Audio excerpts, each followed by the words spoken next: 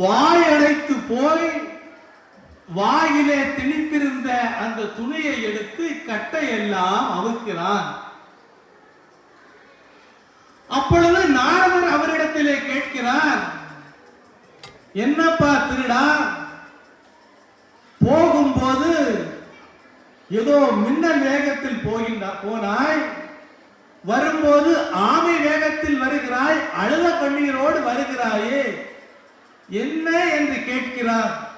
உடனே அந்த திருடன் சொல்லுகின்றான், இந்நாள் வரை எத்தனை எத்தனை பாவங்கள் செய்திருக்கிறேன், இதனால் என்னால் எத்தனை குடும்பங்கள் அழிந்திருக்கின்றது, என்ன செய்வேன், தெரியாமல் இப்படி செய்து விட்டேனே, என்ன நினைப்பது என்ற உடனே அந்த நாரதர் அந்த திருடனிடத்திலே கூறுகிறார், இந்நாள் வரை நடந்ததை நீ மறந்துவிடு, இந்நாள் வரை நீ செய்ததை என்ன செய்தேன் என்று அறியாமல் செய்து விட்டாய், ஆகவே இப்போது நீ அதனை உணர்ந்து விட்டாய், இதனால் வருகின்ற காலங்களிலே என்ன செய்யலாம் என யோசி என கூறினார். அந்த திருடன் கூறுகிறான், நான் பள்ளிக்கூடம் சென்றதில்லை, பாடம் படித்ததில்லை, இறைவனுடைய நாமத்தை உச்சரித்ததில்லை, என்ன செய்யலாம் என்று கேட்டவுடனே நாரதர் கூறுகிறாய், நீ கட்டி வைத்திருந்தாயே இதனுடைய பெயர் என்ன என்று கேட்கிறார். அந்த பெயர் மரம். அந்த திருடன் கூறுகிறான், சமஸ்கிருதத்திலே மரத்திற்கு மரா என்று பெயர். இது என்னது, மரா. அப்படி என்றால் நீ இதையே சொல்லிக் கொண்டு என நாரதர் அவனிடத்திலே சொல்ல, அவன் கூறுகிறான், மரா மரா மரா மரா மரா மரா மராம என்று கூறினான். யார் அந்த திருடன் தெரியுமா? யாராவது சிந்தித்தீர்களா? அந்த திருடன் யார் தெரியுமா? உலகிற்கே பாரதத்திற்கே இரு கண்களாக இருக்கின்ற இதிகாசத்தில் ஒன்றான ராமாயணத்தை எழுதிய வால்மீகி மகரிஷி என்று சொல்லக்கூடியவர் தான் அந்த திருடன். அந்த நாளிலே இறைவன் அவனை ஆட்கொண்டு விட்டான். இந்நாள் வரை திருடனாக இருந்தவன் ராமனுடைய நாமத்தை உச்சரித்து உச்சரித்து உச்சரித்துக் கொண்டு ராமாயணத்தை நமக்கு கொடையாக தந்திருக்கின்றார். அப்படி என்றால் திருடனாக இருந்தால் நம்மை சிவபெருமான் ஆட்சி கொள்வாரா என்பது கேள்வி. நாம் நம்முடைய வாழ்க்கையிலே அதாவது இப்பொழுது 3 பேரை எடுத்துக்கொண்டோம். மாணிக்க வாசகர் ஒரு முதலமைச்சராக இருந்தால் சிவபெருமான் ஆட்கொள்வாரா? இல்லை. கண்ணப்ப நாயனார் ஒரு வேடனாக இருந்தால் சிவபெருமான் ஆட்கொள்வாரா? இல்லை. வால்மீகி மகரிஷி ஒரு திருடனாக இருந்தால் சிவபெருமான் ஆட்கொள்வாரா? இல்லை. அப்படி என்றால் யாரை சிவபெருமான் ஆட்கொள்வார் என்ற கேள்விக்கான பதில் நமக்கு இன்னும் தெளிவாக கிடைக்கவில்லை. சில சிவபக்தர்களை நாம் பார்ப்போம். உலகிலே மிகப்பெரிய சிவபக்தர் யார் தெரியுமா? வாலி. சுக்கிரீவனுடைய அண்ணனாகிய வாலி. அவரை நம்ம பலரும் எண்ணுகிறோம், அவன் கெட்டவன் கெட்டவன் கெட்டவன் அல்ல. எப்படி கெட்டவன் அல்ல என்று கூறுகிறோம் என்று சொன்னால், கம்பராமாயணத்திலே கம்பன் பதிவு செய்கின்றான், பார்க்கடலை கடைய வேண்டும் என முடிவு செய்து விட்டார்கள் தேவர்களும் அசுரர்களும். மந்திரகிரி மலையை மத்தாகவும் வாசுகு என்று சொல்லக்கூடிய பாம்பை கயிறாகவும் இழைத்து ஒருபுறம் தேவர்களும் மறுபுறம் அசுரர்களும் பார்க்கடலை கடைந்து கொண்டிருக்கிறார்கள். கடைந்து கடைந்து இவர்கள் சோர்ந்து விட்டார்கள். அதை பார்க்கின்றான் வாலி. தேவர்களே நீங்கள் கொஞ்சம் ஒதுங்குங்கள், அசுரர்களே நீங்கள் கொஞ்சம் ஒதுங்குங்கள் என தேவர்களையும் அசுரர்களையும் ஒதுங்க சொல்லிவிட்டு பார்க்கடலில் இருந்த அந்த பார்க்கடலை வாசுகி என்ற பாம்பை தான் கடைந்து தேவர்களுக்கும் அசுரர்களுக்கும் பார்க்கடலில் இருக்கின்ற அமுதத்தை கொடுத்தான் என்று கம்பர் கூறுகிறான்.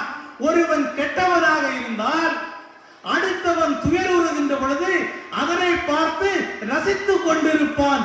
ஆனால் தேவர்களும் அசுரர்களும் அங்கே அவர்கள் துயரப்படுவதை பார்த்துவிட்டு அவர்களுக்கு இருவருக்குமாக பார்க்கடலை கடைந்து அமுதத்தை கொடுத்தான் என்று சொன்னால் வாலி எப்பேற்பட்டவன் தெரியுமா? ராவணன் எவ்வளவு பெரிய சிவபக்தன் தெரியுமா? வாரணம் பொருதமார்பும் வரகினை எடுத்த தோளும் நாரத முனிவர் நயம் பட உரைத்த நாவும் தாரணி மௌலிப்பத்தும் சங்கரன் கொடுத்த வாழ்வுடைய ராவணன். ராவணன் கைலாசத்தையே தன்னுடைய பக்தியினால் தோளிலே தூக்கியவன். சிவபெருமான் ராவணனுடைய பக்தியை கண்டு மயங்கி அவனுக்கு வாளை பரிசாக கொடுத்திருக்கிறார். இது கம்பராமாயணத்திலே பதிவுபடுத்தியிருக்கிறார்கள். வாரணம் புரிதமாகவும் வரகினை எடுத்த தோளும் வீணையிலே இசைத்து பாடுவதிலே நாரதனை மிஞ்சியவர். 10 தலை உடையவர். ரிக் யஜு சாமம் அதர்வணம் என்று சொல்லக்கூடிய 4 வேதங்களையும் கரைத்து குடித்தவர். உலகிலே அவனை போன்ற ஒரு பெரிய சிவபக்தனை இந்நாள் வரை நம்மால் காண முடியாது. இதிலே ஒரு ஆச்சரியம் என்ன தெரியுமா? காலையிலே கதிரவன் கண் விழிக்கின்ற பொழுது, கிழக்கு திசையிலே இருந்து கண் விழிக்கின்ற பொழுது மும்மூர்த்திகளை பார்க்க மாட்டார்கள், 3 சிவபெருமானை பார்ப்பார்களாம். கைலாய மலையிலே ஒரு சிவன் தியானத்தில் இருப்பாராம், இலங்கையிலே ஒரு சிவன் தியானத்தில் இருப்பாராம், ராமேஸ்வரத்திலே ஒரு சிவன் தியானத்தில் இருப்பாராம். 3 பேரும் சிவன் அல்ல. இலங்கையிலே இருப்பது ராவணன், ராமேஸ்வரத்திலே இருப்பது வாலி, கைலாசத்திலே இருப்பது சிவபெருமான்.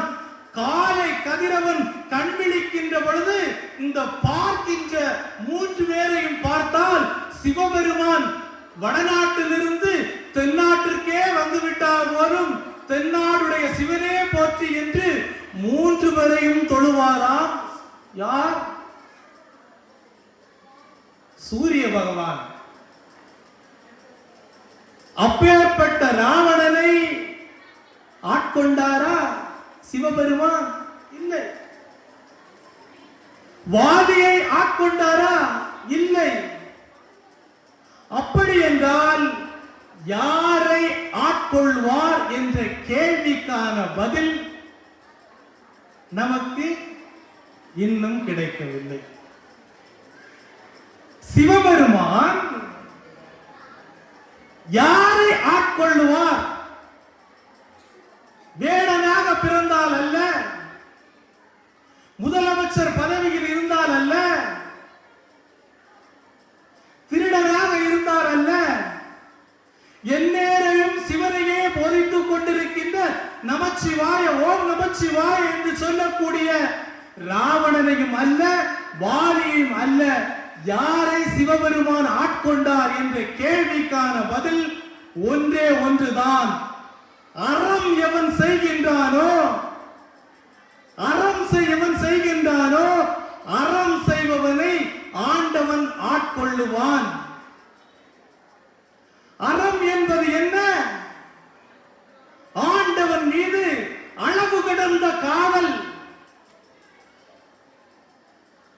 நீங்கள் அறம் செய்யாமல்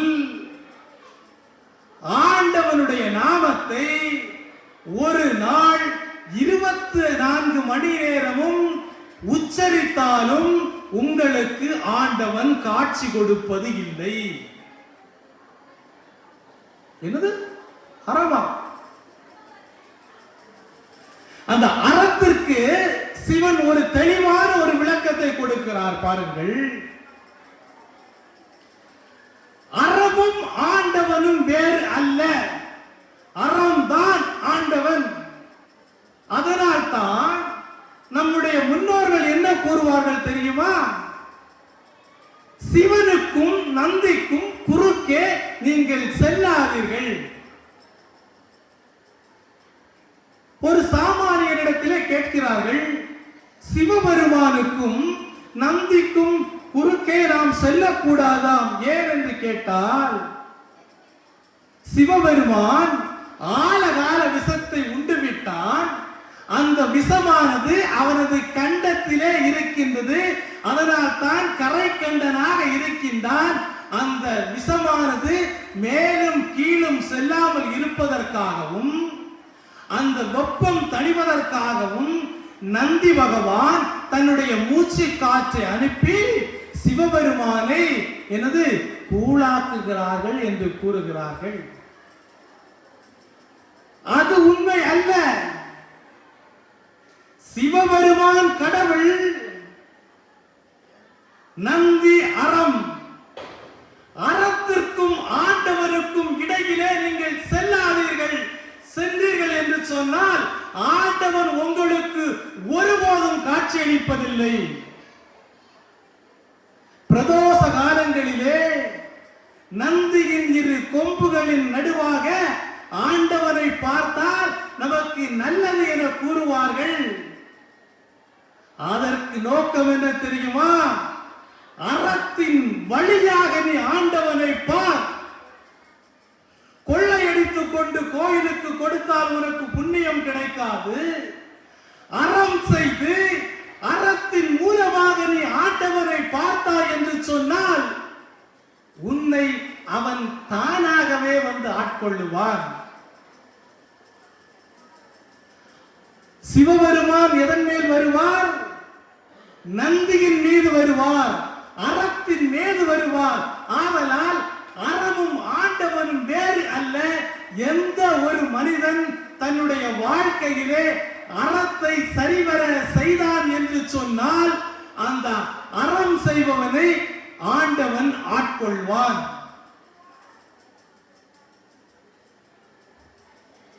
இப்போது நாம் கேட்ட கேள்விக்கான பதில் இன்னும் கிடைக்கவில்லை.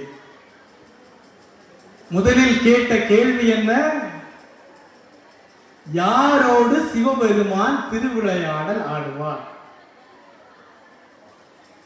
அப்படி என்றால் அறம் செய்தவரோடு. நாம் அப்படி ஒரு கோர்வையாக வந்து விட்டோம். இப்பொழுது நம்முடைய மனதிலே புரிந்து விட்டது, அறம் செய்பவரோடு ஆண்டவன் திருவிளையாடல் ஆடி அந்த மனிதனை ஆட்கொண்டு தன்னிடத்திலே வாங்கிக் கொள்வார் என்று சொன்னால், மாணிக்க வாசகர் முதலமைச்சராக இருந்தார் அல்லவா? அவரை விடவும் அறம் செய்தவர் இல்லையா? கண்ணப்பன் ஒரு வேடன், அந்த வேடனை விட அறம் செய்தவர் இல்லையா?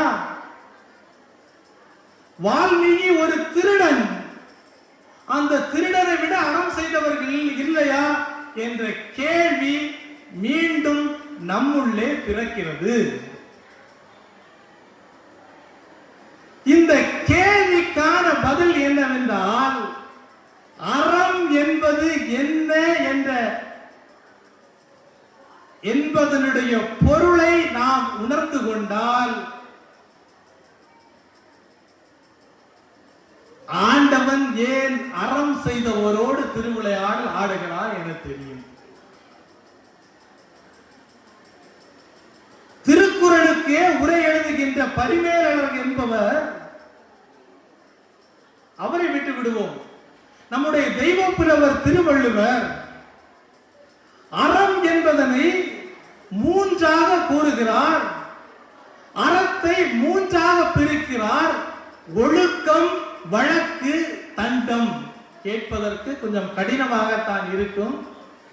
இருப்பினும் இதனை உள்வாங்கிக் கொண்டீர்கள் என்றால் இதனுடைய அர்த்தம் புரிந்துவிடும். அறம் என்பது ஒழுக்கம், வழக்கு, தண்டம். இப்பொழுது வழக்கு என்னவென்று சொன்னால், இந்த போன் இருக்கிறது, இந்த போன் தொலைந்து விட்டது.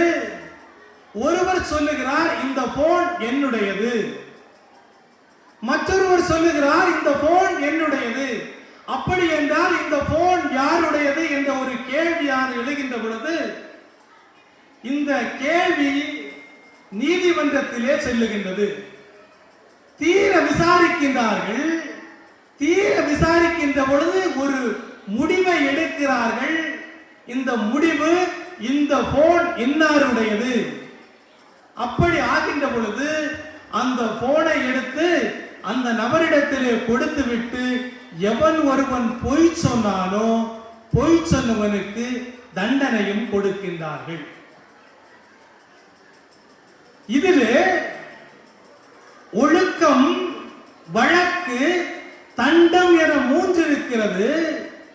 இந்த வழக்கும் தண்டனையும் இந்த உலகத்திலே அறத்தை நிலைநாட்டுவதற்காக இருப்பது மட்டுமல்லாமல் ஒரு மனிதனுடைய வாழ்க்கையிலே ஒருவன் மரணம் செய்த போது அந்த மரணத்தோடு அவருடன் கூட வந்து கொண்டிருப்பது அவன் செய்த தர்மங்கள் மட்டும்தான்.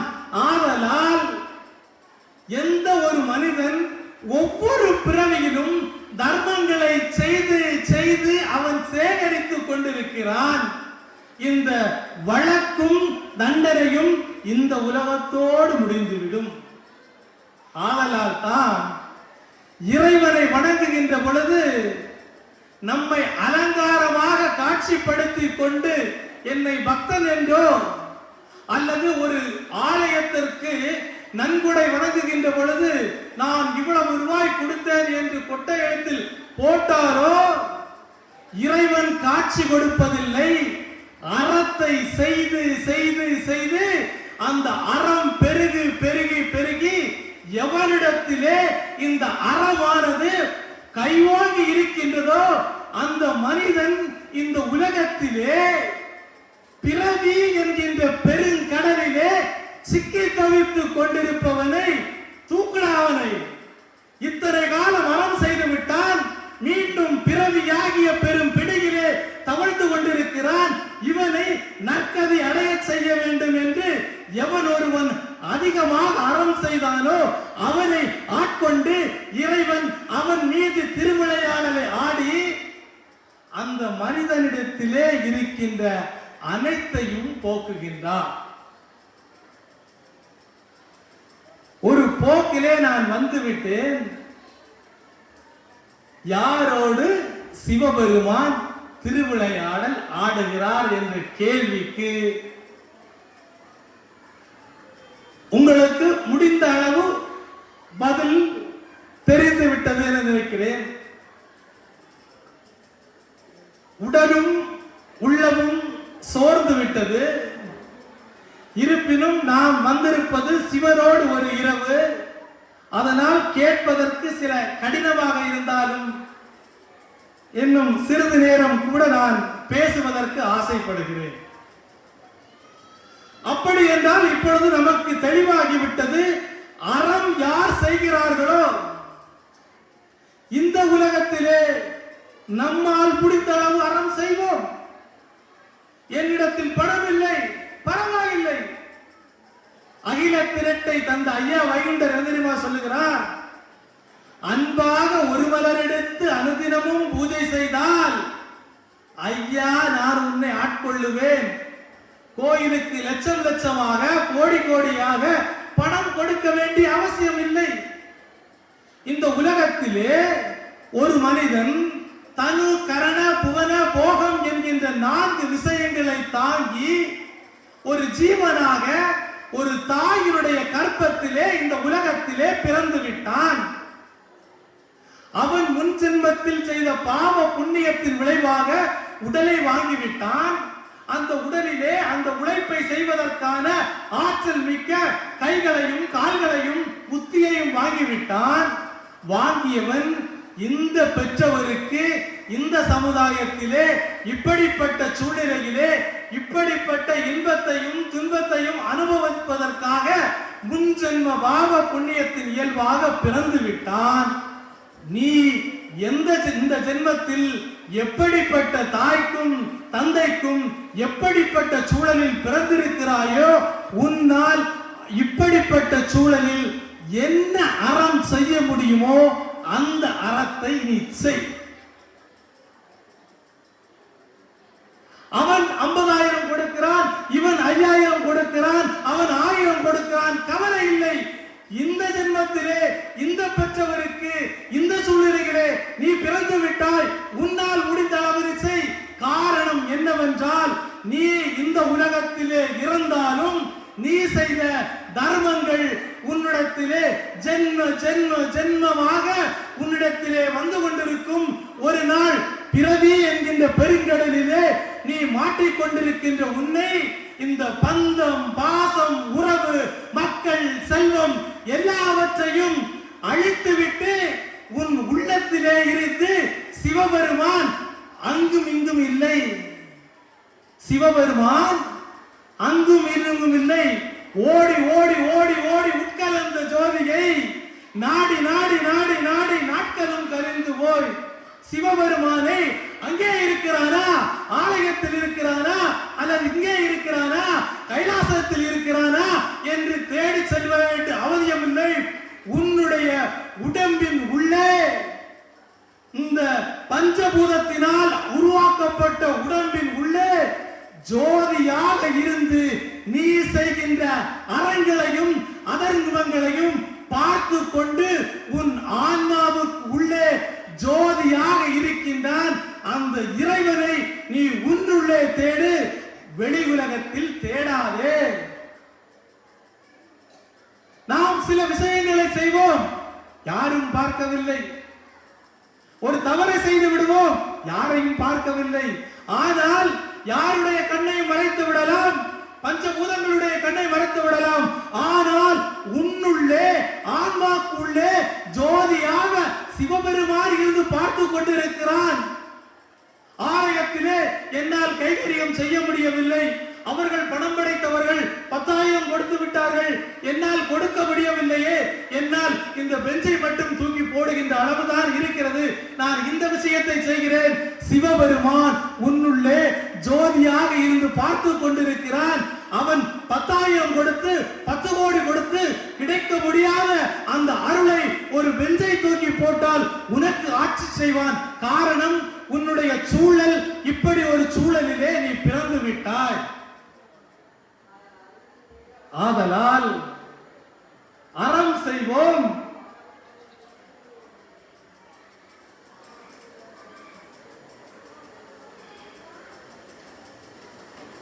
இந்த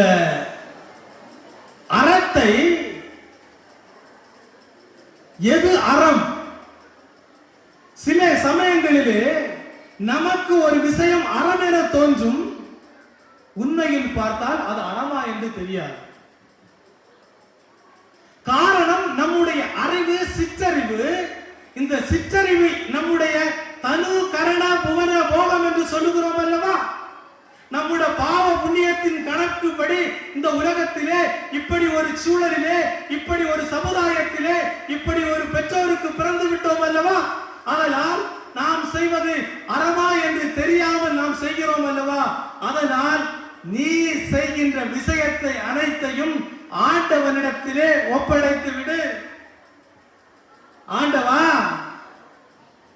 நான் இந்த உலகத்திலே இந்த விஷயத்தை செய்ய போகிறேன், என்னுடைய மனதிலே தோன்றுகிறது இது அறம், ஆதலால் நான் செய்கிறேன் என்று சொன்னால், உங்களை நீங்கள் ஆண்டவனிடத்திலே சரணடைந்து விட்டீர்கள் என்று சொன்னால், அந்த ஆண்டவன் உங்களுக்கு அருள் பெரும் ஜோதியாக உங்கள் உள்ளே இருந்து கொண்டு உங்களை அவன் ஆட்கொள்ளுவான். உங்கள் சொல்லும் செயலும் மனதையும் கொடுத்து அறத்தை செய்யுங்கள். ஆதலால் அறம் ஒரு மனிதன் எப்படி எல்லாம் செய்ய முடியும்? இப்பொழுது இரண்டு கேள்வி. ஒரு மனிதன் எப்படி அறத்தை செய்ய முடியும்? அவன் அறம் செய்வதற்கு துணையாக இருப்பது எது? அவன் அறம் செய்வதற்கு அவனுக்கு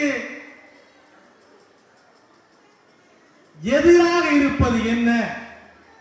இந்த இரண்டு கேள்விக்கான பதில் ஒன்றே ஒன்றுதான். ஒருவன் அறம் செய்து ஆண்டவனை அடைவதற்கு துணையாக இருப்பது மூன்று விஷயங்கள். அதே ஒன்று ஒரு மனிதனுக்கு அறம் செய்வதற்கு தடையாக இருப்பதும் மூன்று விஷயங்கள்.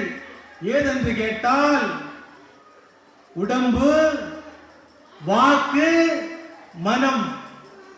ஆதலால் நம்முடைய வாழ்க்கையிலே நம்முடைய உள்ளே இருக்கின்ற மனத்தில் இருக்கின்ற அழுக்குகளை எல்லாம் அகற்றி நம்முடைய வாயிலே அகண்ட நாமமாகிய சிவாய நமவோம் சிவாய நம என சொல்லி நம்முடைய உடம்பினால் சிவ ஆலயங்களை சுற்றி கொண்டு மனதாலும் வாக்காலும் உடம்பாலும் செய்கின்ற ஒரு புண்ணிய தினம்தான் இந்த சிவராத்திரி. ஈசனோடு ஒரு இரவை நம்முடைய உடம்பை இறை கைங்கரியத்திற்கும் நம்முடைய வாக்கினை சிவாய நமவோம் சிவாய நம என்கின்ற ஒரு நாமத்திலும் நம்மளுடைய மனதை ஜோதியாக நம்முள் ஜோதியாக இருக்கின்ற இறைவனையும் நினைத்து நாம் இந்த ஒரு நன்னாளிலே மகா சிவராத்திரி என்கின்ற நன்னாளிலே இந்த மூன்று விஷயங்களையும் அடக்கி ஆண்டு கொண்டிருக்கிறோம். ஆதலால் அறத்தினை செய்வோம். கடைசியாக ஒரு கதையினை மட்டும் கூறிவிட்டு நான் நிறைவு செய்கிறேன். அறம் என்றால் என்ன என்பதற்கு சேக்கிழார் தான் எழுதிய பெரிய புராணத்திலே கடவுள் வாழ்த்து பாடிவிட்டார். நாட்டினுடைய சிறப்பை எல்லாம் பாடிவிட்டார். அவர் பெரிய புராணத்திலே நகரத்தினுடைய சிறப்பினை கூறுகிறார். இந்த நகரம் எப்படிப்பட்டது என்பது தெரியுமா? மனுநீதி சோழன் என்கின்ற ஒரு மன்னன் ஆண்டு வந்த நகரம். இந்த மனுநீதி சோழன் எப்படி அறத்தை செய்தான், அவனை எப்படி ஆண்டவன் ஆட்கொண்டான் என்பதனை தான் எழுதிய பெரிய புராணத்திலே முதலிலே வைக்கின்றார். நகர சிறப்பு என்கின்ற ஒரு இடத்திலே மனுநீதி சோழனின் கதையினை வைக்கிறார். நாம் அனைவருக்கும் தெரியும் மனுநீதி சோழனின் கதை. மனுநீதி சோழன் அருமையாக ஆண்டு வருகிறான். அவனுக்கு வீதி விடங்கன் என்கின்ற ஒரு மைந்தன் இருக்கிறான்.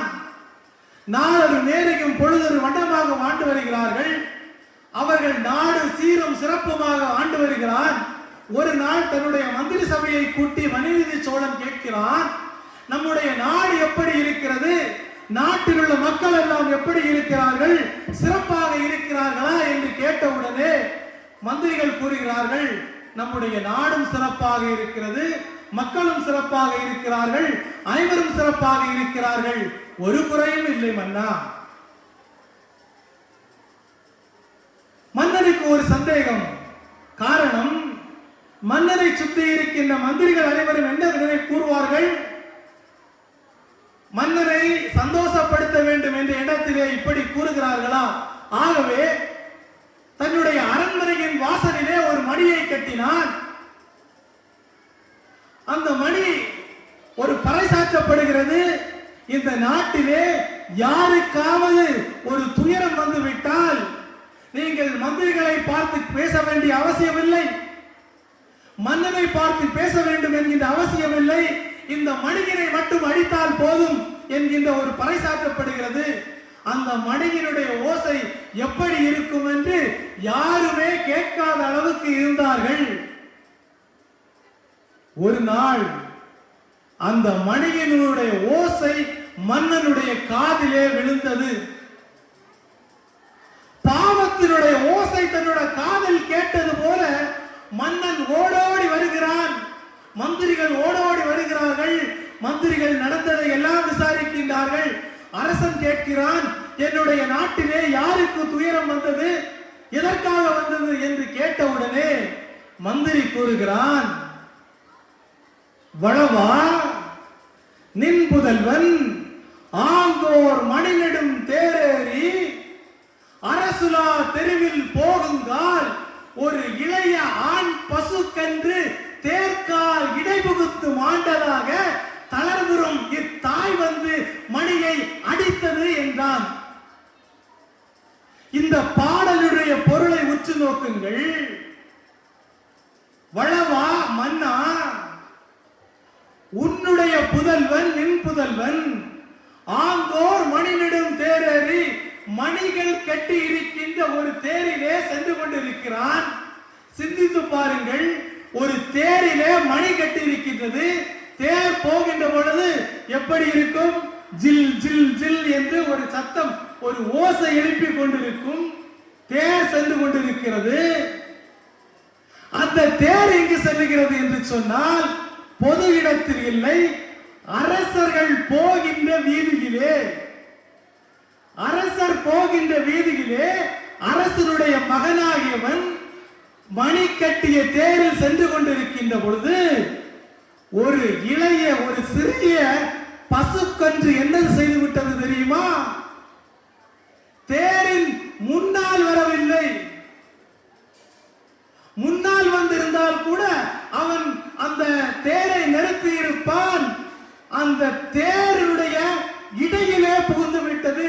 முன் சக்கரம் போய்விட்டது, பின் சக்கரம் இருக்கிறது, இதனுடைய இடையிலே சென்று விட்டது. அந்த தேர்கால் மேல் ஏறியது. அங்கே அந்த பசுக்கன்றானது மாண்டு விட்டது. இந்த துக்க செய்தி தாங்க முடியாமல் அந்த பசு தனக்கு நீதி வேண்டும் என்று சொல்லிக் கொண்டு மனுநீதி சோழனுடைய அந்த மன்னனுடைய அரண்மனையிலே வாசலிலே கட்டியிருந்த மணியை அடித்தது. மகன் என்ன தவறு செய்தான்? மணி கட்டிய தேரில் சென்றான். அரசர்கள் போகின்ற தேரிலே சென்றான். முன்காலிலும் விழவில்லை, இடை புகுந்து விட்டது. வளவா, நின் புதல்வர் ஆங்கோர் மணிநெடும் தேரேறி அரசுலா தெருவில் போகுங்கால் இளைய ஆண் பசுக்கென்று தேர்கால் இடை புகுந்து மாண்டு விட்டது. மைந்தன் என்ன செய்தான் தெரியுமா? உடனே தேரில் இருந்து வந்து இறங்கினான். ஐயோ, மனுநீதி சோழன் என்கின்ற ஒரு மன்னனுக்கு மகனாக வந்து பிறந்து இந்த பழியை என்னுடைய தகப்பனுக்கு செய்து விட்டேனே, இதனால் பழி வந்து விட்டதே, இந்த பழியை தீர்ப்பதற்கு என்ன என்று கேட்டவுடனே அவர் பலர் கூறுகிறார்கள், மறையவர்கள் அந்தணர்கள் விதித்த முறைப்படி அதை நீ செய்தால் இந்த தோஷத்திலிருந்து தப்பிவிடலாம் என்ற உடனே தேரையும் அங்கே விட்டுவிட்டு அவன் நேராக மறையவர்களை பார்க்க சென்று விட்டான். மறையவரை பார்த்து சென்று விட்டான். மன்னனிடத்திலே மந்திரிகள் கூறுகிறார், அவன் அந்தணரை பார்க்க செய்த பாவத்திற்கு பிராயச்சித்தம் தேடி சென்று விட்டான். அவன் செய்தது பாவமா? ஒரு பசுக்கென்று உள்புகுந்தது அவன் செய்தது பாவமா? உடனே அரசன் கூறுகிறான், மறையவர்கள் விதித்த விதிப்படி செய்தால் தாய் பசுக்கன்று அடைந்த துயரம் தீர்ந்து விடுமா? எப்படி இந்த பசுக்கன்று தேர்காலில் விழுந்து இறந்ததோ அதே போன்றுதான் என் மைந்தனும் இந்த தேர்காலில் விழுந்து இறந்தால்தான் அந்த தாய் பசு அடைந்த துயரம் நாரும் அடைந்தால்தான் அந்த துயரத்திற்கு மருந்தாகும். மகனை அழைத்து வாருங்கள், தேரின் அருகிலே படுக்க வைத்து தேரை ஏற்றுக என்றார். மகனும் ஓடோடி வந்து விட்டான்.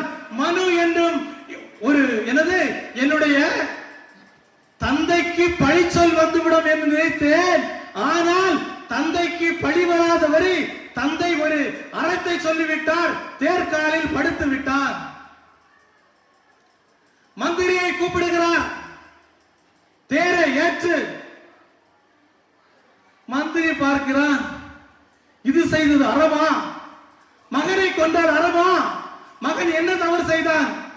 மகனை கொல்வதை விட தானே மாண்டு போவோம் என்று சொல்லிக் கொண்டு தான் மாண்டு போய்விட்டான். இப்பொழுது பாருங்கள், இறந்து கிடப்பது தாய் பசு கன்று, மகன் வீலிவிடங்கன் மந்திரி. மனுநீதி சோழன் விட்டானா? விடவில்லை. தேரை எடுத்து தன் மைதன் மீது ஏற்றினான். இதை பார்த்து கொண்டிருந்தால் சிவபெருமான் பொறுக்க முடியவில்லை. தேரை நிறுத்தப்பா, அறம்தான் நான், அறத்தின் மூலமாக ஆண்டவரை பார், அறம் செய்து ஆண்டவனை அடை என்று சொல்லுகிறோம். அறத்தை காப்பதற்காக மந்திரி உயிரை விட்டு விட்டான், மகன் இறந்து விட்டான், மனுநீதி சோழன் இப்பொழுது தேரை ஏற்றி விட்டான். ஆகவே நான் அறத்தை நிலைநாட்ட வேண்டும் என்று சொன்னால் இந்த 3 பேரையும் உயிர்ப்பிக்க வேண்டும். யாரை உயிர்ப்பிப்பது? இப்போது மைந்தனை உயிர்ப்பித்து விட்டால் மகன் எழுந்து நிற்பான். இறந்து கிடப்பது மந்திரியும் தாய் பசுவும், மன்னிக்கவும், மந்திரியும் பசுக்கன்றும். நடக்குமா? மீண்டும் மகன் இறந்து விடுவான். மந்திரியை எழுப்பிவிட்டால் மாண்டு கிடப்பது மகனும் பசுக்கன்றும். மீண்டும் தன்னை தேரை ஏற்ற சொல்வான் என்று அவரும் இறந்து விடுவான். அதனால் இப்பொழுது பல பரீட்சை வந்தது யாருக்கு? மனுநீதி சோழனுக்கு அல்ல, வீலிவிடங்கனுக்கு அல்ல, மந்திரிக்கு அல்ல, அங்கு பார்த்து கொண்டிருந்த மக்களுக்கு அல்ல, அறத்தை நிலைநாட்ட வந்த சிவபெருமானுக்கு. ஆதலால் தான் சிவபெருமான் முதலிலே பசுக்கன்றை எழுப்பினாராம். பசுக்கன்று எழுப்பி விட்டது. தாய் பசு சோகத்திலே இருக்கிறது. பசுக்கன்று எழுப்பி விட்டது. மைந்தனும் மந்திரியும் மாண்டிருக்கிறார்கள். இப்பொழுது மைந்தரை எழுப்பிவிட்டால் மந்திரி மாண்டு கிடக்கான், மந்திரி எழுப்பிவிட்டால் மைந்தர் மாண்டு கிடக்கான். ஆகவே சிவபெருமான் மந்திரியையும் மகனையும் ஒரு சேர எழுப்பினார். எழுப்பிய உடனே அந்த தாய் பசுவுக்கு மார்பகத்தில் இருந்து பால் சுரந்தது என்று சேக்கிழார் எழுதுகிறார் என்று சொன்னால், நம்முடைய முன்னோர்கள் அறத்தை நிலைநாட்டுவதற்கு எப்படியெல்லாம் பாடுபட்டு இருக்கிறார்கள், அறத்தை எப்படியெல்லாம் கூறியிருக்கிறார்கள். ஆகவே அறத்தின் மூலமாக ஆண்டவனை பார்ப்போம், அறம் செய்வோம். இப்பிறவையில் இல்ல, ஏதேனும் ஒரு பிறவியில் அந்த சிவபெருமான் நம்மை ஆட்கொள்வார் என்று கூறி வாய்ப்பளித்தமைக்கும் வாய்மொழி கேட்டமைக்கும் நன்றி கூறி விடைபெற்றுக் கொண்டு, என்னையும் இங்கே பேசுவதற்கு ஒரு வாய்ப்பினை நல்கிய இந்த விழாக்குழு சார்ந்த அனைவரையும் இருகரம் கூப்பி வணங்கிக் கொண்டு முடித்துக் கொள்கிறேன். நன்றி, வணக்கம். திருச்சிற்றம்பலம்.